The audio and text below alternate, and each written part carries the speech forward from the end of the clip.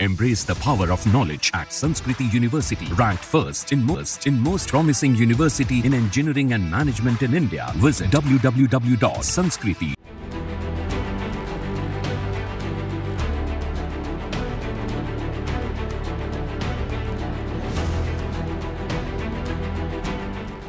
मुस्लिम personal law board के अध्यक्ष मौलाना खालिद सैफुल्लाह रहमानी ने गुरुवार को एक बैठक को संबोधित किया। इस दौरान बैठक में जमीयत उलेमाए हिंद के अध्यक्ष मौलाना अरशद मदनी के साथ अन्य संगठनों के पदाधिकारी भी मौजूद रहे। कॉन्स्टिट्यूशन क्लब में मौलाना खालिद सैफुल्लाह रहमानी ने वक्फ संशोधन विधेयक पर विचार रखते हुए कहा कि ये वक्फ छीनने के लिए है। कहा कि सैकड़ों साल पुराने वक्फ का दस्तावेज कहां से लाएं? जामा मस्जिद का कोई दस्तावेज मांगे तो कैसे चलेगा? 13 सदस्यीय गैर मुस्लिम होंगे, वक्फ बोर्ड में वो स्वीकार्य नहीं है। उन्होंने कहा कि सारे मुसलमान बेचैन हैं, साफ कहना चाहते हैं कि पूरे मुल्क में कानून की हदों में रहते हुए तहरीक चलाएंगे। कहा कि हम अंतिम दम तक लड़ेंगे। मुस्लिम पर्सनल लॉ बोर्ड इस बिल को हरगिज बर्दाश्त नहीं करेगा। इसके अलावा मौलाना अरशद मदनी ने कहा कि हुकूमत जानबूझकर ऐसा कर रही है। इस्लाम मुस्लिम के खिलाफ खुलकर नजरिए को पेश कर रही है।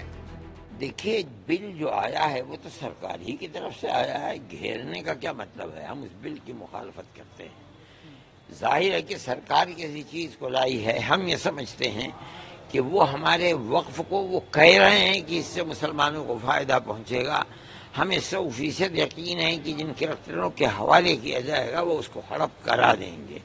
और आए दिन हम देखते हैं कि क्या होता है इस तरीके के वाकयात के अंदर और किस तरह फैसले किए जाते हैं। इसलिए वक्फ बोर्ड जिस तरीके पर बना हुआ है उसके अंदर चेंजिंग करके आज जिस तरीके पर बनाया जा रहा है, हमारे नजदीक वो वक्फ को नुकसान पहुंचाने वाला है, फायदा पहुंचाने वाला नहीं। मेरे भाई, प्रधानमंत्री की तकरीरें तो जो इलेक्शन के अंदर हुए वो मेरे सामने हैं, आपके सामने भी हैं। आज अगर कोई बात ये कही जा रही है उसकी तस्दीक और तकजीब करना ये तो हम जानते हैं। एनडीए के भी कुछ पार्टनर से आपकी बातचीत हुई हो, नीतीश कुमार हो या फिर चंद्रबाबू नायडू, सबसे बात हो। वो मुखालफत कर रहे हैं इस बिल की। मुखालफत ये आगे वक्त बताएगा कौन मुखालफत करता है, कौन मुवाफकत करता है। किस तरीके से मुसलमानों का हित खतरे में देख रहे हैं इस बिल से?